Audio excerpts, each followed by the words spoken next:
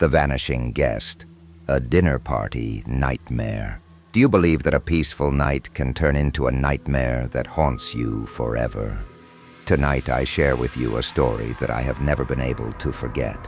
My name is Watson, and I live in a small, quiet town where everyone knows each other. I enjoy hosting dinner parties, bringing my friends together for food, drinks, and conversation. It was a warm summer evening when I decided to host another one of these gatherings.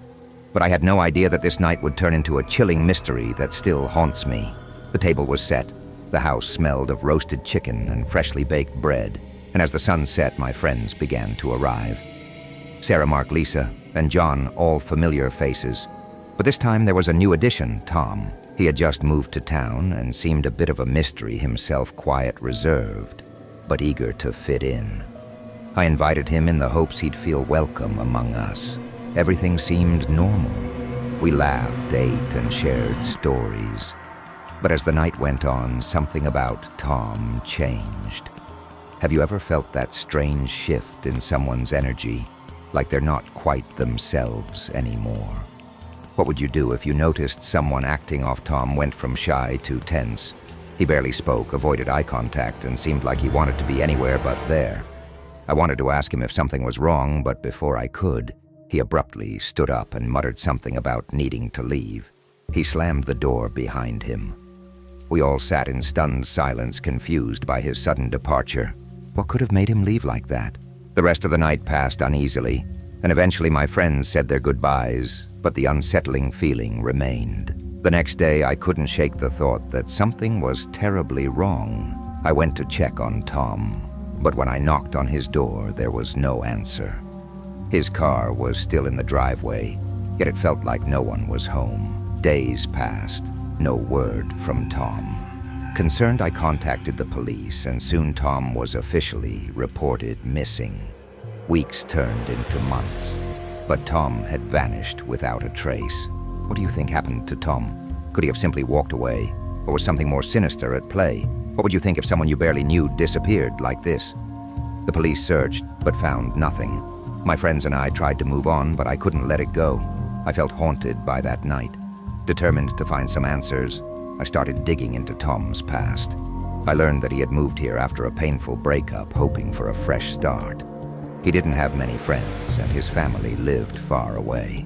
One night, as I sat alone in my house, I heard a faint noise outside, a rustling like someone moving through the bushes. My heart raced as I peered through the window, but I couldn't see anything in the dark dot. The noises continued over the following nights. Footsteps, whispers, the unmistakable feeling of being watched. What would you do if you heard footsteps outside your window? Would you look?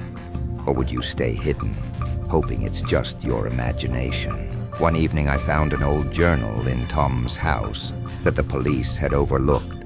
It was filled with disturbing entries. He wrote about feeling out of place, not just in our town, but in life. His writing grew darker, paranoid, and filled with fear. The last entry was dated the night of our dinner party. I can't escape it. It's always watching, always waiting. I need to leave before it's too late. Those words chilled me to the bone.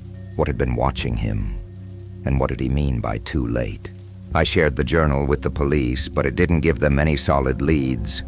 The investigation went cold, but I couldn't let it rest. The noises, the strange presence outside my home, continued to torment me. I began to wonder, had Tom left? Or was he still out there, trapped in some nightmare I couldn't see? My friends tried to comfort me, but deep down, I knew something dark had happened, and I was part of it. Even now, when I'm alone at night, I still feel that presence, listening, watching, waiting just like Tom had described. I don't know what really happened to him, but I fear that whatever haunted him may now be coming for me. Do you believe in ghosts? Or perhaps something even darker? Because sometimes the things we don't understand, the things that vanish without a trace, are never truly gone. And with that, I'll leave you with one question. What would you do if you knew something was out there watching you?